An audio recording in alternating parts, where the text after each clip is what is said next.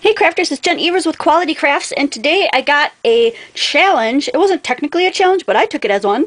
And so here's the picture of the templates that she wanted us to use.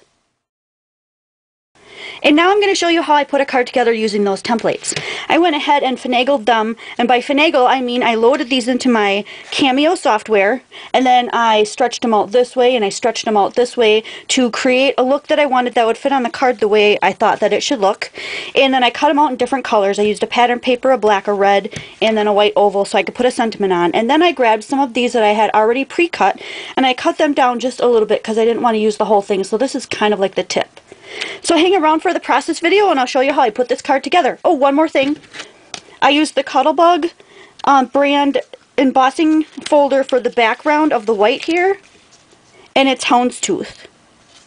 So that's it. That's all I used. Let's put it together.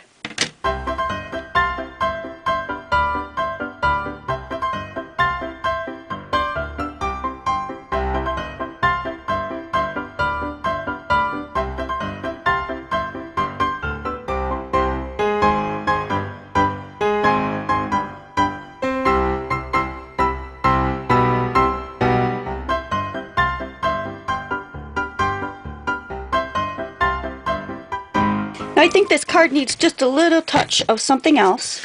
I've got it all put together, as you can see, and I'll probably decorate the inside at some other time. I want to add a couple of little flowers down here, so I'm going to use this, and I think it's a Martha Stewart. Yeah. And it has these 3 little flowers on it. So I'm going to go ahead and do a couple punches of those, and I'm going to stick to the color theme. I'm going to do some in red.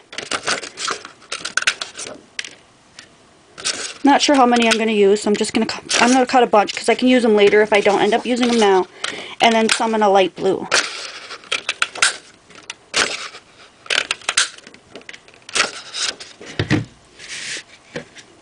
And I'm thinking, since there's so much of the red, let's start with the light blue. Decide kind of where we want to put them. And I go in 3s and 5s just because that offsets the look. Odd numbers always look better. And then maybe the smaller ones. The small red ones in the center of the blue ones.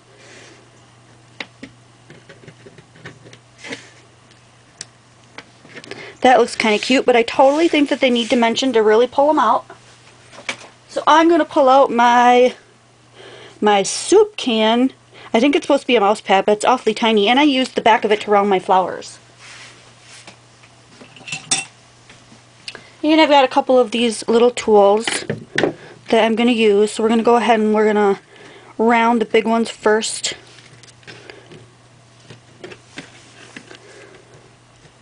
I'm not sure how much lift I want on these. Of course, they always get smashed when you send them, but you hope you send them to a crafty enough person that they might figure that out. Well, you never know. You never know who's going to get it, right?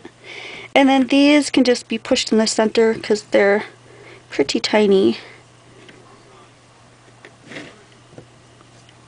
I hope I've been in frame this whole time. I think I need a little bit bigger of a ball for that one. You don't want too small of a ball or you'll just kind of rip right through it. But that'll work, I think.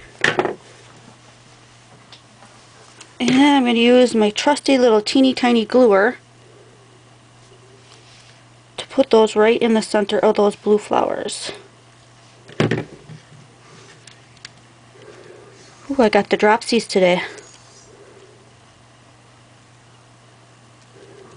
Okay, hopefully that stays. I'll find out when I move it around. I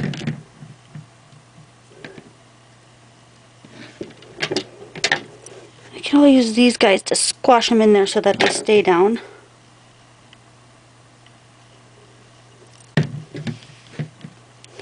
Hopefully you're not as shaky as me, because that will make it a lot easier. I really like the way that looks. I'm going to go ahead and glue these guys down too.